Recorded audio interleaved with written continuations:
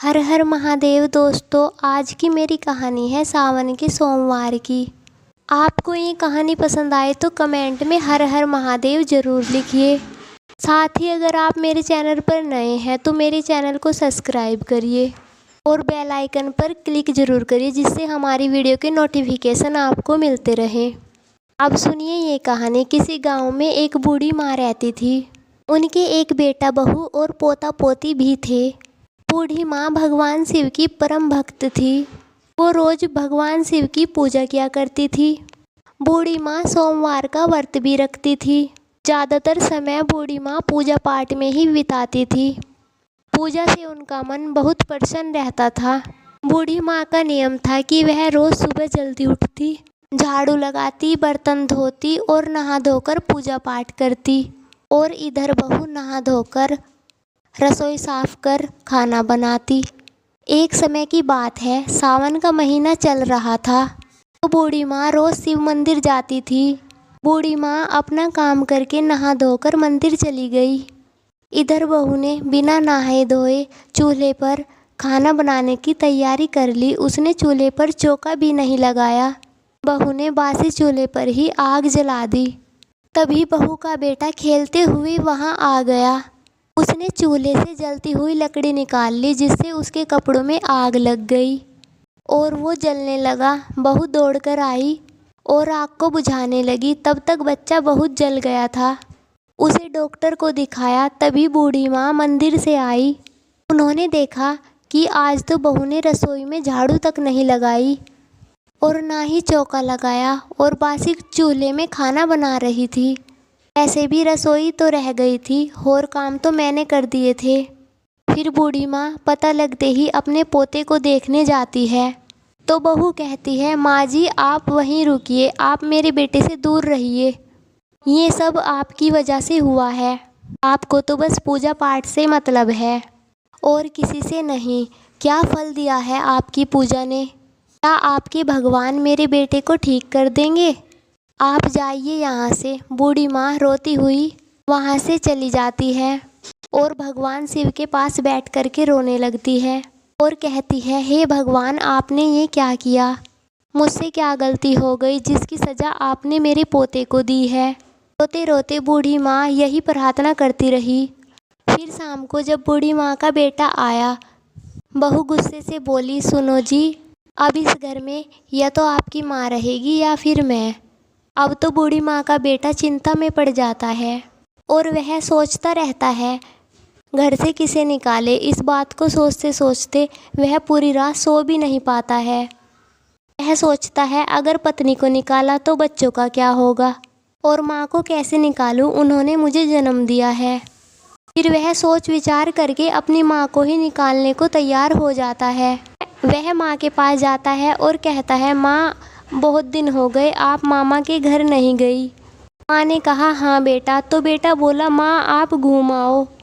तो माँ कहती है, बेटा हाँ बहुत दिन हो गए मायके जाए हुए, अब मैं अकेली नहीं जा पाऊँगी। तो फिर बेटे ने कहा, माँ मैं आपको रास्ता बता आऊँगा तो फिर आप चली जाना।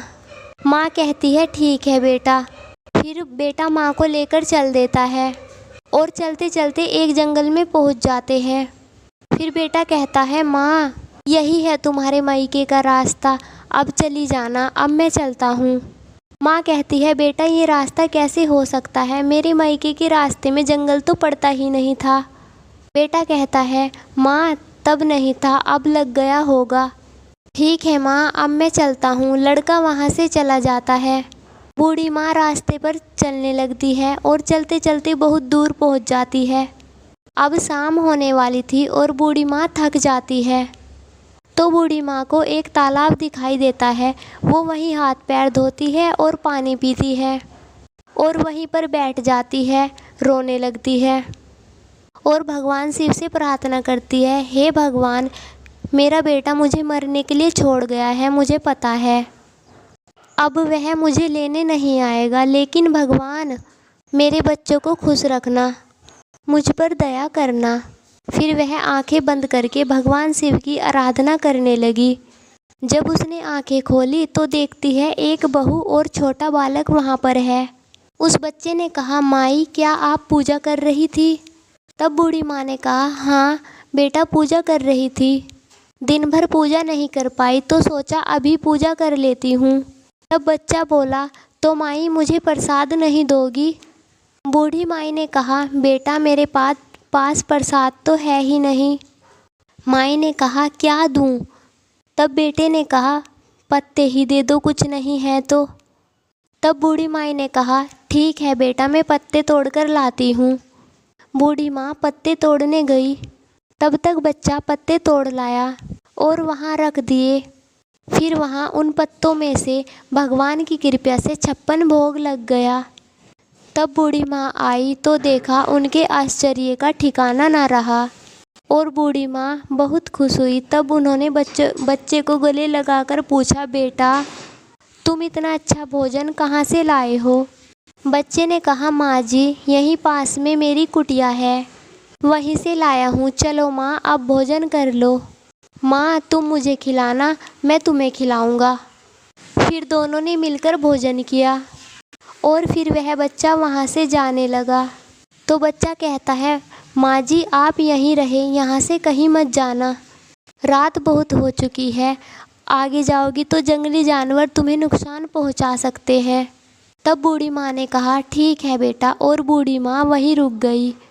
रात में बूढ़ी माँ सो गई। सुबह जब बूढ़ी माँ की आँख खुली तो देखा वहाँ पर बहुत ही सुंदर घर बना है, वहाँ किसी चीज़ की कोई कमी नहीं है। जब वह बाहर निकली तो देखा वहाँ भगवान शिव का मंदिर भी था और एक कुआं था।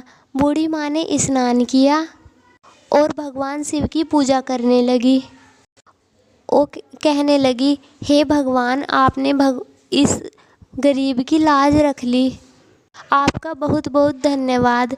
मैं जानती हूँ मेरा बेटा मुझे जंगल में मरने के लिए ही छोड़ गया था, फिर भी भगवान मैं आपसे विनती करती हूँ मेरे बेटे को कभी भी कोई भी दुख ना हो। फिर बूढ़ी माँ उसी घर में रहने लगी। इधर बूढ़ी माँ के बेटे के घर में उनके जाते ही कुछ भी नहीं बचा, सब धन संपत्ति नष्ट हो गई। बेटा बहुत गरीब हो गया। तब बहू ने कहा, सुनो घर में कुछ भी नहीं है, जंगल से लकड़ी काट कर ले आओ जिससे कुछ गुजारा हो सके। फिर बेटा 2 आदमी के साथ जंगल में गया। चलते चलते वो तीनों उसी जगह पहुंच गए जहां वह बूढ़ी माँ रहती थी। तो वो लोग बूढ़ी माँ का घर देखते ही कहते हैं, इतना सुंदर घर ये किसका है? तभी बेटे के साथ आए उन 2 लोगों की नज़र बूढ़ी माँ पर पड़ती है तो वे कहते हैं, ये घर तो उन बूढ़ी माँ का है। फिर वे लोग बेटे से कहते हैं, ये तो तुम्हारी माँ लग रही है। तो बेटा कहता है, नहीं नहीं वो तो नानी के घर गई है। फिर उसने कहा, चलो इन बूढ़ी माँ से ही काम मांगते हैं। वो तीनों बूढ़ी माँ के पास जाते हैं तो बूढ़ी माँ अपने बेटे को पहचान लेती है और सोचती है, ये तो मेरा बेटा है, लगता है मुझे ढूंढने आया है। तब उन लोगों ने कहा, माई क्या हमें यहाँ पर काम मिलेगा? बूढ़ी माँ ये सुनकर उदास हो गई और सोचने लगी, ये मुझे ढूंढने नहीं बल्कि काम की तलाश में आया है। फिर उन लोगों ने कहा, माँ क्या यहाँ पर काम मिलेगा? बूढ़ी माँ ने कहा, हाँ बेटा मेरे यहाँ बहुत काम है। तब उन तीनों ने कहा, क्या काम करना होगा? बूढ़ी माँ कहती है, इस बगीचे की साफ सफाई करनी है। तीनों मिलकर बगीचे की साफ सफाई करने लगे। फिर तीनों ने काम के पैसे मांगे तो बूढ़ी माँ ने पैसे दे दिए और वो तीनों घर वापस आ गए। तो बहू ने कहा, क्या काम मिला? तो बेटे ने कहा, हाँ ये लो पैसे। पैसे देकर बहू ने कहा, हाँ कल से मैं भी काम पर चलूँगी। उन तीनों के साथ बहू भी काम करने गई। उस समय बूढ़ी माँ मंदिर में पूजा कर रही थी तो वो तीनों बाग की साफ सफाई करने लगे और बहू घर के अंदर गई, उसने खाना तैयार कर लिया। फिर बूढ़ी माँ आई तो बहू ने खाना परोस दिया। तब बूढ़ी माँ ने कहा, तुम कौन हो? मेरे घर में क्यों आई हो? मैं तुम्हारे हाथ का खाना कैसे खा सकती हूँ? पता नहीं तुमने स्नान किया होगा या ना भी नहीं। मैं भगवान शिव की भक्त हूँ, मैं किसी के हाथ का बना खाना नहीं खाती। बूढ़ी माँ ने अपनी बहू को पहचान लिया था लेकिन 5-6 साल हो गए थे, बहू उन्हें पहचान नहीं सकी। लेकिन बहू विनती करने लगी तो बूढ़ी माँ ने खाना खा लिया। फिर बूढ़ी माँ सो गई तो बहू पैर दबाने लगी, फिर पीठ दबाने लगी तो उसने कंधे पर बूढ़ी माँ के मस्सा देखा। तो बहू बोली, ऐसा मस्सा तो मेरी सास की कंधे पर था। ये बूढ़ी माँ तो मेरी सास की तरह लग रही है। मन करता है इन्हें अपने साथ अपने घर ले जाऊं। कहा तो बूढ़ी माँ नाराज हो जाएगी। फिर शाम हो गई। बहू ने कहा, माँ जी अब मैं अपने घर को जाती हूँ। बूढ़ी माँ ने कहा, बेटी कल से मेरे घर मत आना खाना बनाने। मैं अकेली हूँ, मैं अपने लिए खाना बना लूँगी और जो खाना बच गया है उसे तुम अपने घर ले जाओ। बहू बचा हुआ खाना लेकर अपने घर जाती है। फिर उसने अपने पति से कहा, वो बूढ़ी माँ कोई और नहीं थी, आपकी माँ थी। बेटा बोला, नहीं वो मेरी माँ नहीं थी, उनके पास इतनी धन दौलत और पैसा कहाँ से आया। बहू ने कहा, ठीक है मैं साबित करके दिखाऊंगी कि वो आपकी ही माँ है। फिर दूसरे दिन सब काम पर गए। बूढ़ी माँ मंदिर में थी तो बहू अंदर जाकर खाना बनाने लगी और घर का सारा काम निपटाती है। बूढ़ी माँ घर आई तो उसने खाना दे दिया। बहू ने कहा शाम को, माँ जी मैं अब घर जा रही हूँ, मुझे मजदूरी दे दीजिए। फिर बूढ़ी माँ उन सब से कहती है, तुम यहाँ बैठो सब, मैं कुछ कहना चाहती हूँ। फिर बूढ़ी माँ ने उन्हें सारी बात बताई और कहा कि मैं कैसे भूल जाऊँ कि मेरे बेटे ने मेरे साथ क्या किया है। जिसे मैंने 9 महीने पेट में रखा, पाला पोसा, वही बेटा मुझे जंगल में मरने के लिए छोड़ गया। बेटा तू 5 साल में मुझे कैसे भूल गया। मैं तेरी माँ हूँ, मैं तुम्हें नहीं भूल सकती। अब तुम इस घर के, इस धन के तुम ही मालिक हो। मैं तो माँ हूँ, मैं तुम्हें दुखी नहीं देख सकती।